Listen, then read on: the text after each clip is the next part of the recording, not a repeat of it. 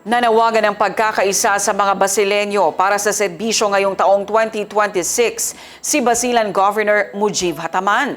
Inatasan din ng gobernador ang Human Resource Office ng pamahalaang panlalawigan na magsagawa ng pag-aaral at evaluation upang mas maging maayos ang pagtatalaga at takbo ng trabaho sa loob ng pamahalaan. Ang Partners in Peace and Progress story mula kay Jen Garcia. Magkaisa para paglingkuran ng mga mamamayan ng Basilan. Ito ang panawagan ni Governor Mujib Hataman sa mga kawani ng pamahalaang panlalawigan. Inihayag ni Governor Mujib ang kanyang mensahe sa mandatory flag ceremony araw ng Lunes kasama ang mga empleyado ng Basilan Provincial Government at ng mga ahensya ng BARM tulad ng PWO, MPW, MBHTE Basilan, MBHTE Lamitan, MBHTE TESD at MAFAR.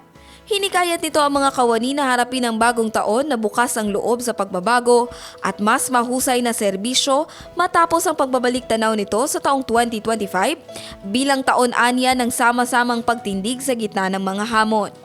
Inatasan din ng gobernador ang Human Resource Office na magsagawa ng pag-aaral at evaluation upang mas maging maayos ang pagtatalaga at takbo ng trabaho sa loob ng pamahalaan. Jen Garcia, iMinds, Philippines.